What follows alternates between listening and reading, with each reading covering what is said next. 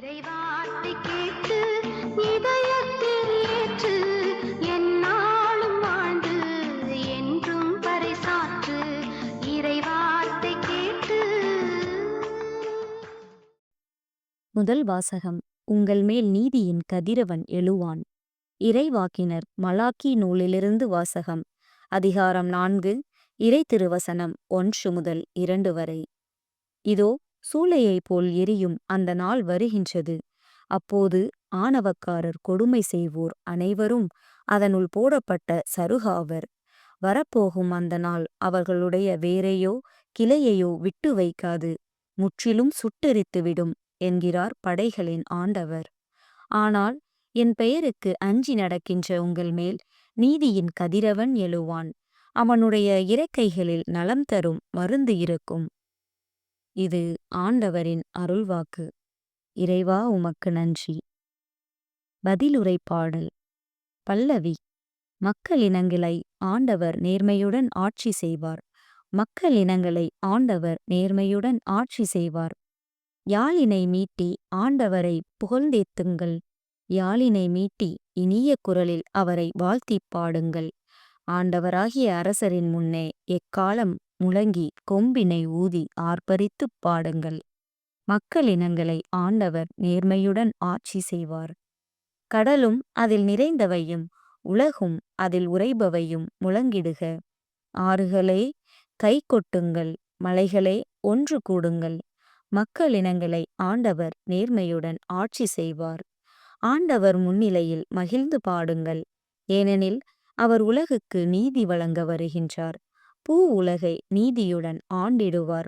மக்களினங்களை நேர்மையுடன் ஆட்சி செய்வார்.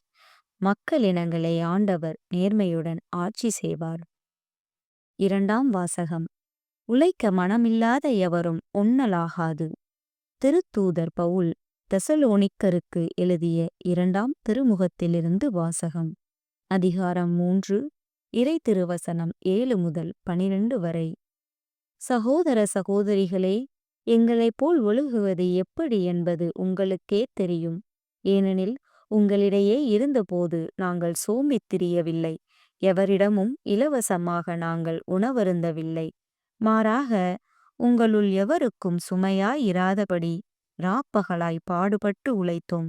எங்களுக்கு வேண்டியதை பெற உரிமையில்லை என்பதால் அல்ல, மாறாக நீங்களும் எங்களைப் போல் நடப்பதற்காக உங்களுக்கு முன்மாதிரி காட்டவே இவ்வாறு செய்தோம். உழைக்க மனமில்லாத எவரும் உண்ணலாகாது என்று நாங்கள் உங்களிடையே இருந்தபோதே உங்களுக்கு கட்டளை கொடுத்திருந்தோம். உங்களுள் சிலர் எந்த வேலையும் செய்யாமல் சோம்பேறிகளாக சுற்றித் திரிந்து பிறர் வேலையில் தலையிடுவதாக கேள்விப்படுகிறோம். இத்தகையோர் ஒழுங்காக தங்கள் வேலையை செய்து தாங்கள் உண்ணும் உணவுக்காக உழைக்க வேண்டும் என ஆண்டவர் இயேசு கிறிஸ்துவின் பெயரால் கட்டளையிட்டு அறிவுறுத்துகிறோம். இது ஆண்டவரின் அருள்வாக்கு. இறைவா உமக்கு நன்றி. நற்செய்திக்கு முன் வாழ்த்தொலி. அல்லேலூயா அல்லேலூயா. நீங்கள் தலை நிமிர்ந்து நில்லுங்கள், ஏனெனில் உங்கள் மீட்பு நெருங்கி வருகின்றது. அல்லேலூயா. நற்செய்தி வாசகம். நீங்கள் மன உறுதியோடு இருந்து உங்கள் வாழ்வை காத்து கொள்ளுங்கள். லூக்கா எழுதிய தூய நற்செய்தியிலிருந்து வாசகம். அதிகாரம் 21, இறை திருவசனம் 5 முதல் 19 வரை. அக்காலத்தில் கோவிலை பற்றி சிலர் பேசிக் கொண்டிருந்தனர். கவின்மிகு கற்களாலும் நேர்ச்சை பொருள்களாலும் கோவில் அழகுபடுத்தப்பட்டிருக்கிறது என்று சிலர் பேசிக் கொண்டிருந்தனர். இயேசு, இவற்றையெல்லாம் பார்க்கிறீர்கள் அல்லவா? ஒரு காலம் வரும், அப்போது கற்கள் ஒன்றின் மேல் ஒன்று இராதபடி இவையெல்லாம் இடிக்கப்படும் என்றார். அவர்கள் இயேசுவிடம், போதகரே, நீர் கூறியவை எப்போது நிகழும்? இவை நிகழப்போகும் காலத்திற்கான அறிகுறி என்ன என்று கேட்டார்கள். அதற்கு அவர், நீங்கள் ஏமாறாதவாறு பார்த்து கொள்ளுங்கள். ஏனெனில் பலர் என் பெயரை வைத்து கொண்டு வந்து நானே அவர் என்றும் காலம் நெருங்கி வந்துவிட்டது என்றும் கூறுவார்கள். அவர்கள் பின்னே போகாதீர்கள். ஆனால் போர் முழக்கங்களையும் குழப்பங்களையும் பற்றி கேள்விப்படும்போது திகிலுறாதீர்கள். ஏனெனில் இவை முதலில் நிகழத்தான் வேண்டும், ஆனால் உடனே முடிவு வராது என்றார்.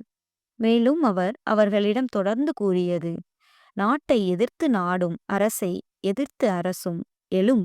பெரிய நிலநடுக்கங்களும் பல இடங்களில் பஞ்சமும் கொள்ளை நோயும் ஏற்படும். அச்சுறுத்தக்கூடிய பெரிய அடையாளங்களும் வானில் தோன்றும். இவை அனைத்தும் நடந்தேறும் முன் அவர்கள் உங்களை பிடித்து துன்புறுத்துவார்கள். தொழுகை கூடங்களுக்கு கொண்டு செல்வார்கள். சிறையில் அடைப்பார்கள். என் பெயரின் பொருட்டு அரசரிடமும் ஆளுநரிடமும் இழுத்துச் செல்வார்கள். எனக்கு சான்று பகர இவை உங்களுக்கு வாய்ப்பளிக்கும்.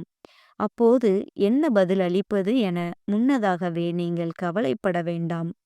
இதை உங்கள் மனத்தில் வைத்துக் கொள்ளுங்கள். ஏனெனில் நானே உங்களுக்கு நாவன்மையையும் ஞானத்தையும் கொடுப்பேன்.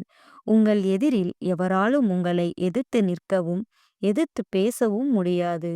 ஆனால் உங்கள் பெற்றோரும் சகோதரர் சகோதரிகளும் உறவினர்களும் நண்பர்களும் உங்களை காட்டிக் கொடுப்பார்கள்.